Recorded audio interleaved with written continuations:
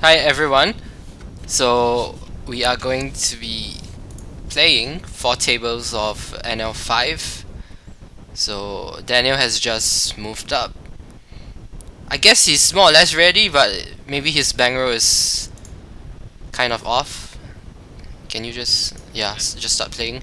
So I'm just going to let him play, and then if he runs into some problematic spots, I will give some feedback, I guess. So I'll be more hands off, I guess. Okay, so you snapped it off pretty fast. Pretty short stack. Yeah, 20 big blinds, I guess it's fine. Pretty standard, right? Yeah. So that's at least how I'm playing my ace king when there's a short stack. Okay, so we are not going to be using a HUD since I don't have any stats on my computer.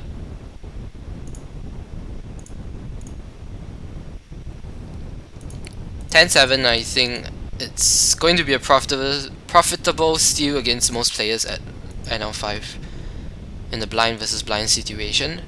So 10-7 is like top 50 to 60% of hands. Maybe top 60, yeah.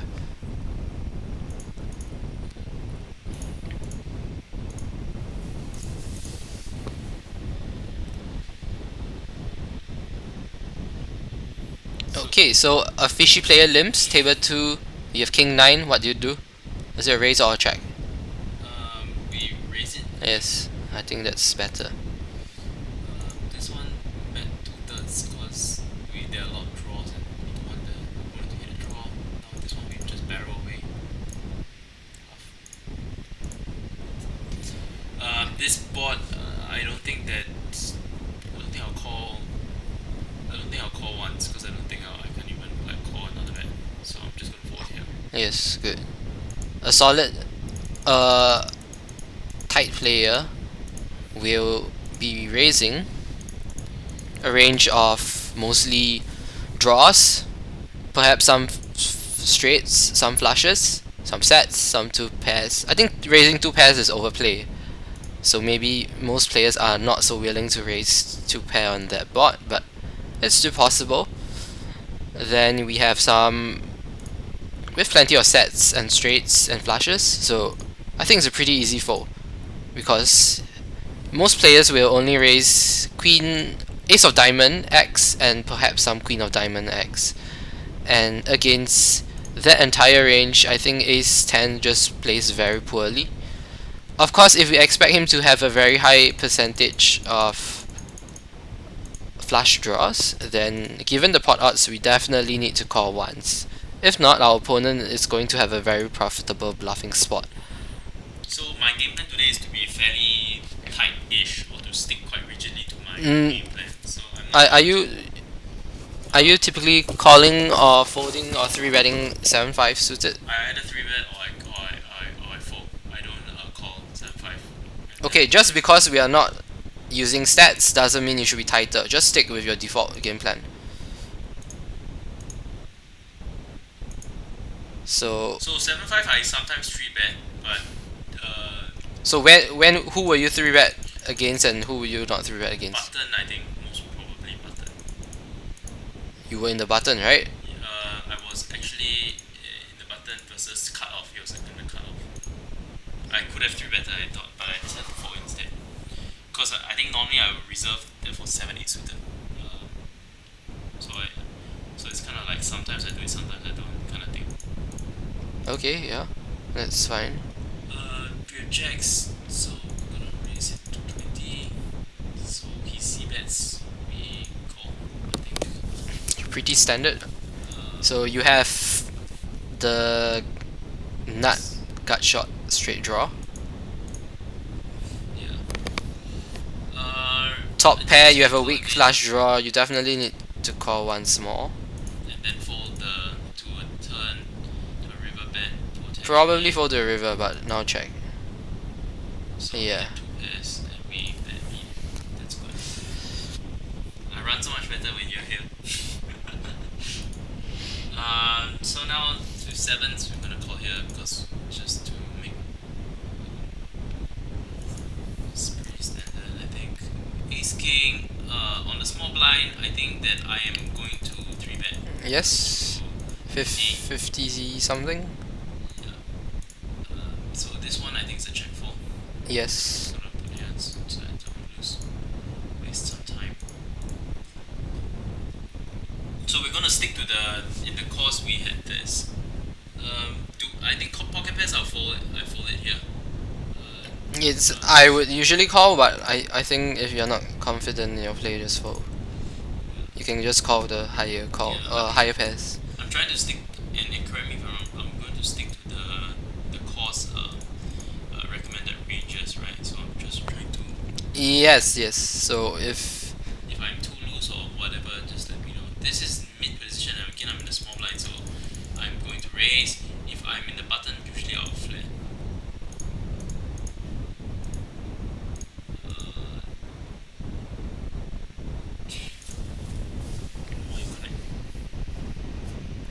So we get 4-bet. On the assumption that people it's quite a big 4-bet as well. On the assumption that people don't 4-bet with trash, I'm going to say that my ace king's probably not going to do so well, so I'm going to fold here.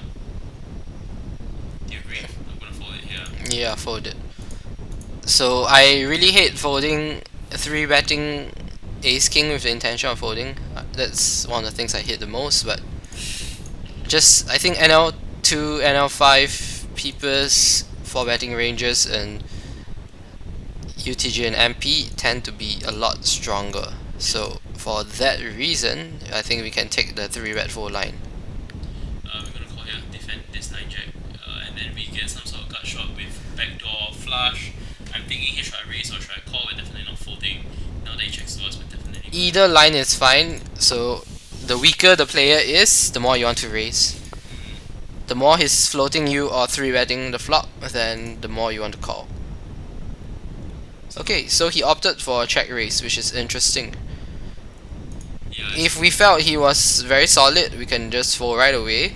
If we think he is light or we're not sure, I honestly don't mind calling once. I'm inclined to fold, but folding is again too weak, so let's just call once and see what happens. Here we got an interesting board where I think 9-jack got there, but then there is still a couple of 10x and flush. Okay, so I think kings is definitely strong enough to bet. So we bet turn and decide river. I think we're gonna fold this. Yes. 9-jack. This is the nuts, so I'm just gonna fold this. Yeah, I guess so. Probably has 9-jack or 8-7 or 8-10. Yeah. So what I've learned, and I learned it the hard way, is that check raise or on the turn is usually really really strong, and yeah. So I think that's pretty standard. Yeah, it's really really cheap. I'm inclined to call if he's a fish, but I have no idea, so I think I'm just gonna fold it. Yes, and the small blind we want to be a lot more conservative. Because if the button, which the button can do, if he usually Big blind. Big blind, yeah. The big blind just bets 3-bets it. You know, you can't call it. You fold king 10 against a 2.5 big blind raise. Cut off versus button. I think king 10 is a call. You can fold the slightly weaker broadways like queen jack, queen 10, jack 10, but I think king 10 you should call. This is a very interesting card because the straight draw got there, but I think we still had the best hand a lot of the times. You can get Just some bet value. just bet 110. Your hand's really strong. He doesn't have the straight draw often. Yeah. That's a bigger. So yeah, we should. If he shoves, that'll be interesting. If he shoves, it's an easy fold. Yeah. I don't think it's close. Very easy fold. He has 16 combinations of straights. And you have plenty of better hands in your range to call down with like sets. This is interesting.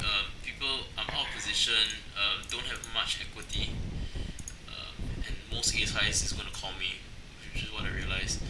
And No, just bet. You think his betting is better? When your opponents are lousy, you should just bet the flop more often. They will just fall way too often. Okay, but then just I presume with that hand we give up after he calls. Like if you want to try to showdown with king high, I think it's better to do that in position. Out of position, it's often going to be a better idea just to bet more often. Here I think I think there are a few, middle. Yeah, I'm draws, giving so up. I give up here. Remember that the Jack 10x boards are the draw.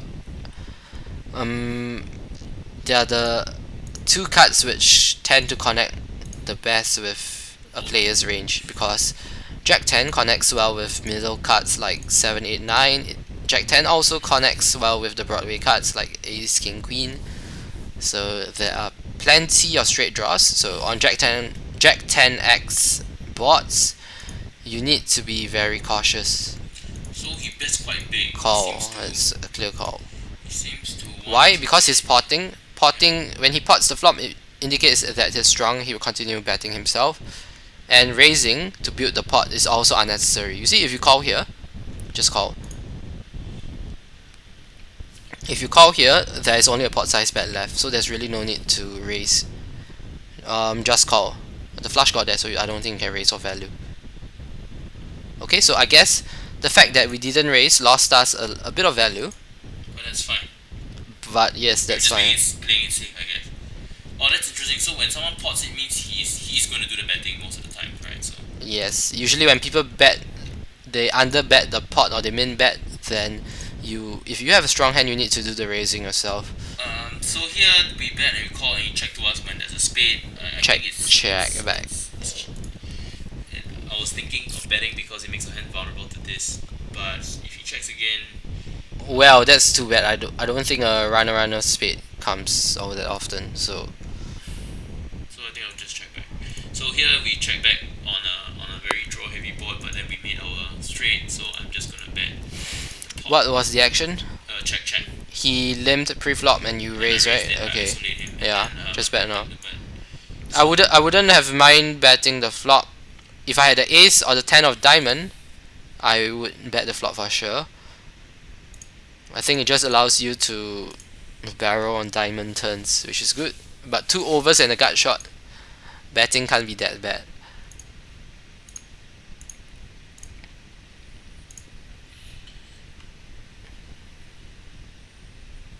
I think this is too weak to raise. I'm gonna fold this. We're gonna defend with queen 10, of course, and we're gonna steal with 7-10. So Okay, you fold 10-9, and I saw you raising a lot of weird hands that day. Like what? in the last video. You remember you were playing 30 to 40% of hands? Or is that a one-time thing from the cutoff? You're opening really wide. Yeah, I've tightened it up. Okay. Tightening up. Now you're open. How wide are you playing now? Now, Now, I'm trying to go about 27 to 30%. This is not the best card to barrel, but you have a gut shot. I think it's okay to bet. We can fold out over cuts. So if you want to fold out over cuts, you could bet a bit on the smaller side, because a smaller bet achieves the same effect. And he's never folding a pair, clearly. 6 and a 9 will definitely call. 4 improves to trips. So now, And the flush draw will never fold. Now we have to think about whether we want to wrap the flush or we want to give up. I don't mind giving up. I don't mind wrapping the flush. If I had one single spade, I'm more inclined to bluff, because it's less likely he has the flush himself. I think I'm inclined to check back, because I think that when he snaps so fast, he's easy to be on the draw, or it's an easy decision with 6. So with that said, I'm very reluctant. I'm not gonna raise here because I don't wanna deal with this guy who's likely to shove over. That's fine. Oh, someone's saying hi. Who's saying hi? Who's saying hi? Some guy. This guy. He folded. He's gone. Yeah, never mind. Let's continue playing. We're filming now.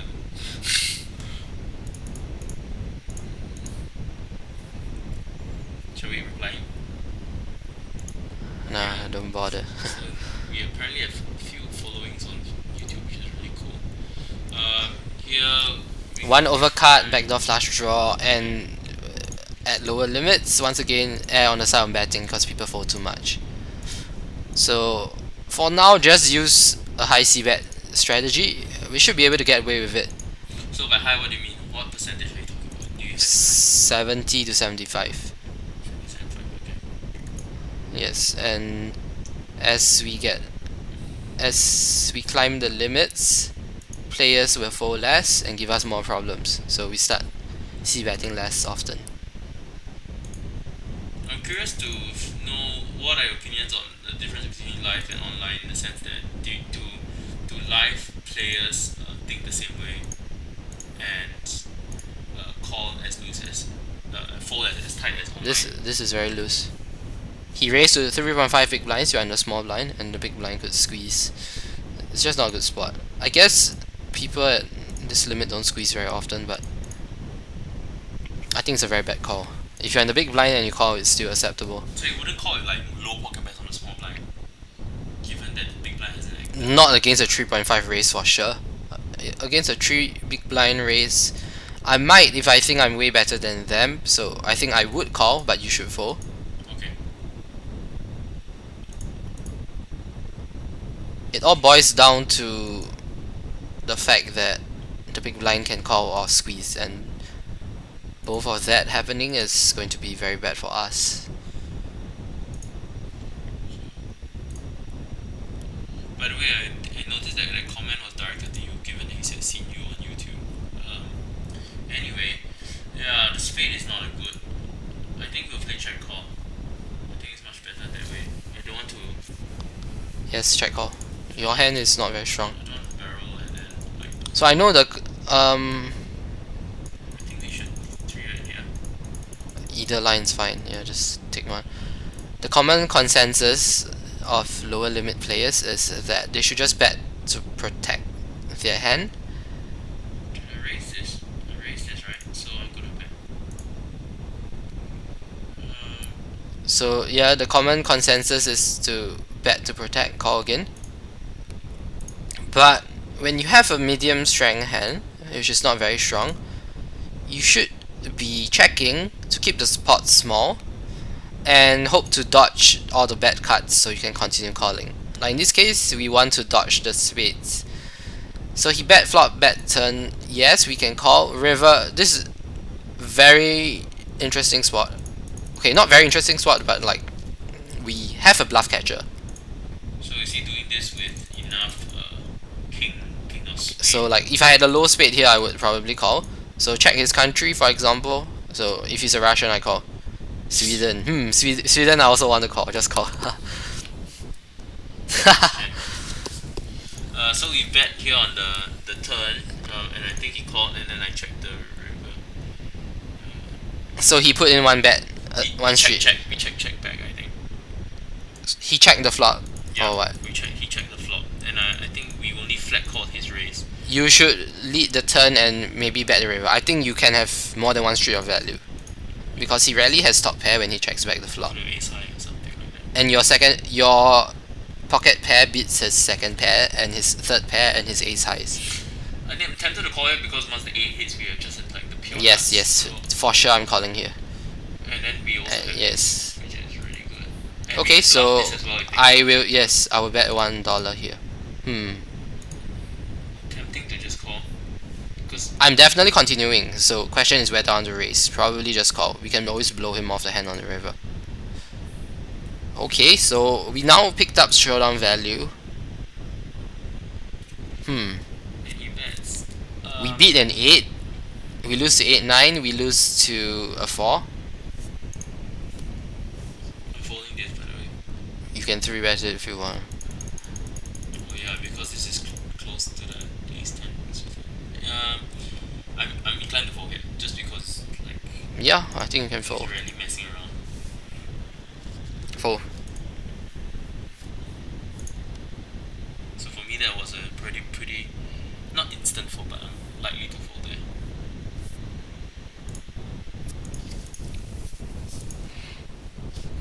This is not a good spot to fold.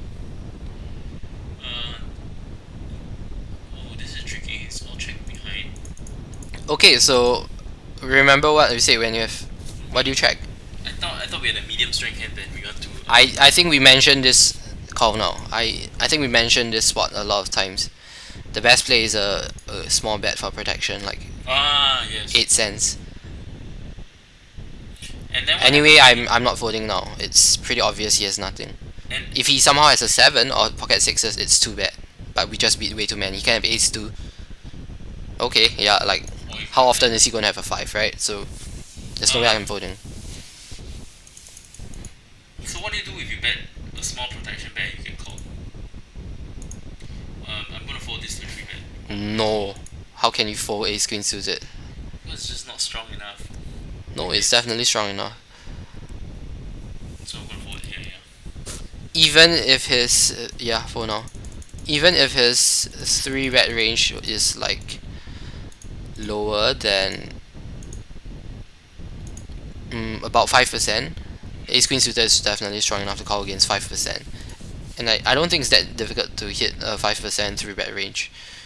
And the small blind against a cutoff open. I guess some players at NL5 might be even tighter than that, but I still think you have to continue. You can open that. And this is definitely a raise. I generally tend to ISO raise limper fish from the button really loose. Any 2 cuts 8 and above is good enough because the 8 is the middle cut in hold'em, and when both of your cuts are 8 or above, you have an above average hand, right? Probably top 50, top 40% of hands. And ace 8 is like a top 30 something percent of hands. Top 25 maybe even. 25 to 30. So it's a pretty clear raise. We want to play many pots. As many pots as possible with the fish. Here, yes, I think it's fine. So just to clarify, you are never folding ace queen suited. You fold king jack against the button raise. On the small blind, yeah, I do. Should I call it? I'm not sure if You are making a lot of strange plays. Like that is a very clear call. maybe I didn't see properly as well. I'm not sure. I strongly suggest you go and review your defending ranges in the blinds, because king jack is completely crushing a button raising range. So that's way too weak. It means you are folding way too much in the blinds. So okay, this is a mistake. You should definitely have 3 bet. He does have a full stack, which means he's a weak player. I see. So you should have isolated him. Anyway, if this guy calls, I would fold. If he folds, I would call. If he leads the turn, we're going to be in kind of a tricky spot. I think we can fold the turn. We block hands like Jack 10 and like Ace Club, Jack Club, because we have the Jack of Clubs. So yes, I would continue with a Queen. I fold Jacks and below.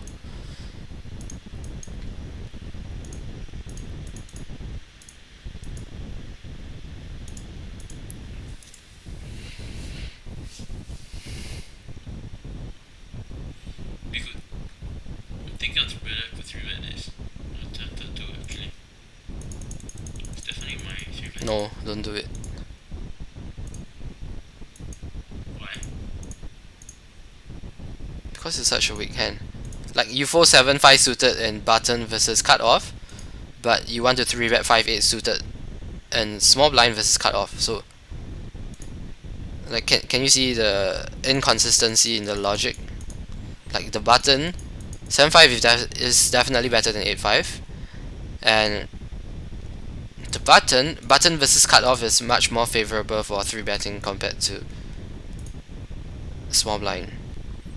So I think he checked back. He probably doesn't have the queen. Just gonna value bet the 10. So what are you value betting against? Pocket pairs or ace highs that might make me lose call. Okay, so he c-bets the flop, right? Yeah, and I called because I got shot 80 cents. Okay, yes, that's standard. So do you think he bets the flop with an 8? So yes, he rarely has a queen, I agree. he rarely has 8-8-4-4. So you are losing to kings and aces, which will definitely check back the turn. I think most players would.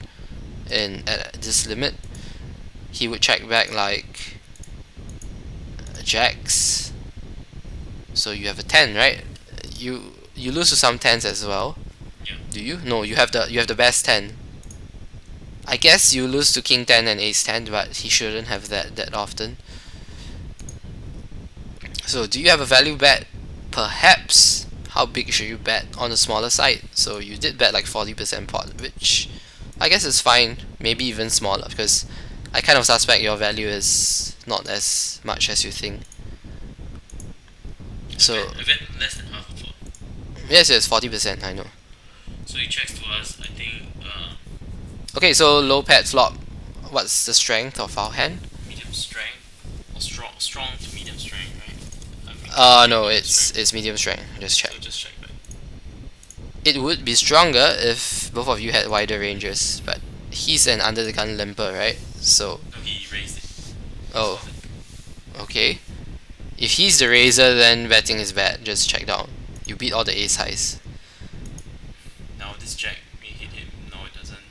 Don't know whether we It improves ace jack, but whatever. We beat king queen or ace 10. Yeah. would you call once if you bet? Call once and On the river, on the flop. on the flop for sure. I've never. You don't call ace king pre-flop to fold the flop. How about the river though? If you were to bet there, it'll be tougher, right? Presume. Very tough spot. The queen and the jack are the two worst cards you could have to bluff catch on. So we checked the we raised his nines and he bet 10 cents and then we called and now he bet 10 cents. What do you make of this sort of weak looking bet? It just means he's very weak. He could have like some random draw, or more often than not is 2x, 3x. He will have king x sometimes, but given the odds, we are definitely doing well enough to call twice. So I'm pretty sure he had 3x, if I'm not wrong. What did we play this one? First. Previous. So he had He had pocket force, yeah, so it's something along those lines, pretty similar in hand strength. your protection bet. So like, I think his play is okay, especially if he thinks you call twice with ace high. So he also got a cheap showdown. He managed to protect his hand, not give a free card and charge your overcuts if you somehow had them. So you're gonna do the same thing with here. No, don't raise. Just call. Like, okay, so most people in your shoes will be like, oh my god, I have ace, I have two pair, right? Yeah. Firstly, you don't even have top two pair, you have top and bottom pair, which is pretty crappy. Secondly, what's this board? It's a 3 straight board.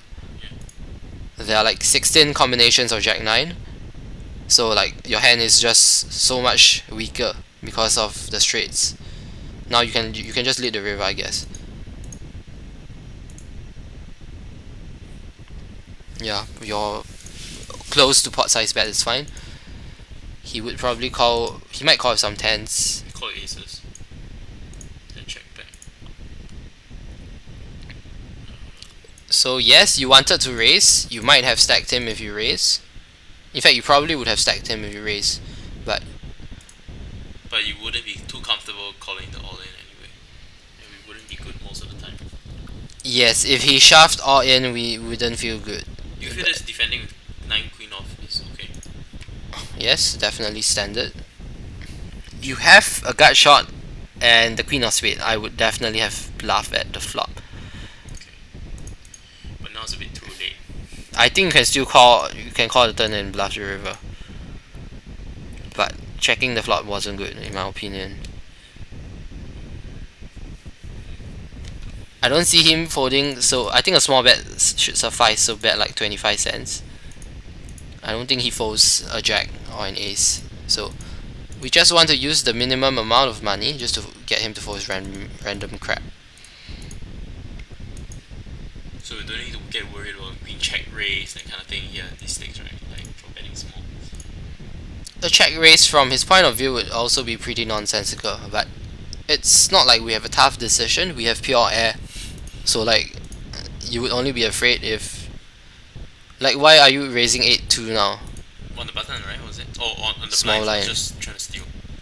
Yes, obviously I know you're trying to steal, but you see, you are raising 8-2 off against some guys, and against other guys, you just fold like hand like maybe Jack 6 off. So can you see, you have no clear game plan, you have no consistent logic. Because if you have a specific read or reason to exploit, then I think it's fine. But you are playing readless now, and you have no reason just to open 100% of hands. Do you get what I mean? So your default game plan should be maybe stealing 50 to 60% of hands, and then if you have a reason to deviate from that, like you have a read he's tight, then you steal your 8-2 off, go ahead. But you did that without reads, which I think is very bad. Okay, so now you have Jack 8 suited, you can raise here.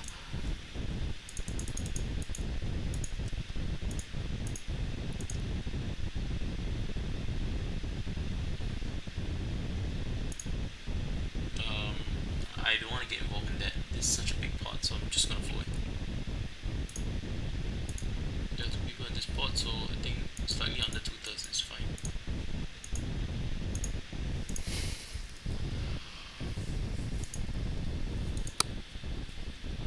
Okay, so I think we should stop the video soon. Can you just sit down next hand on all tables? You can click play actually. I'm gonna bet again. Yes. Steal one before we go.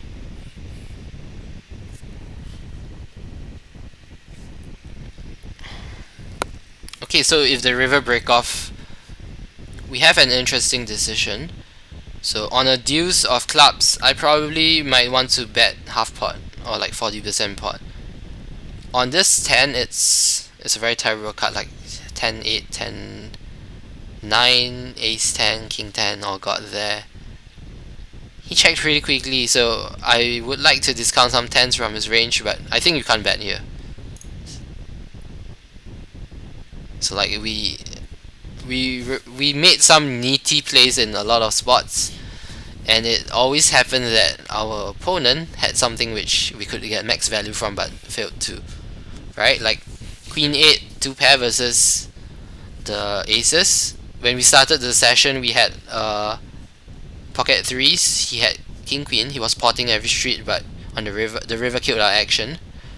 So like, at first glance, it might seem that what I'm saying is wrong, but I think we must dig deeper. So just because the board ran out bad and things didn't work out for us, we didn't manage to maximize our value, doesn't mean that it's the wrong play. So I think it's very important as beginners that we should avoid being so results oriented.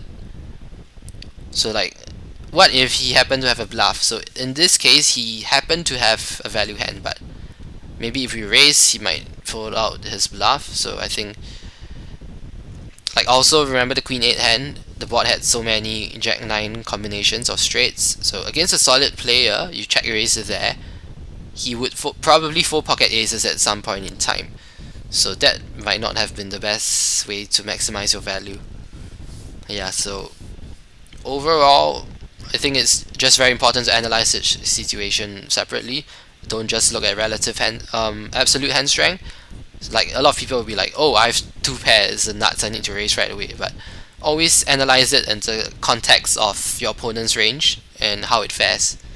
Okay, so that's all for part 1. We are going to record part 2. This is going to be the last day we can play poker, I guess, for now. Hopefully we can change our residence, our residing address, and we can start recording more videos. Okay, so thank you for watching. See you in the next video.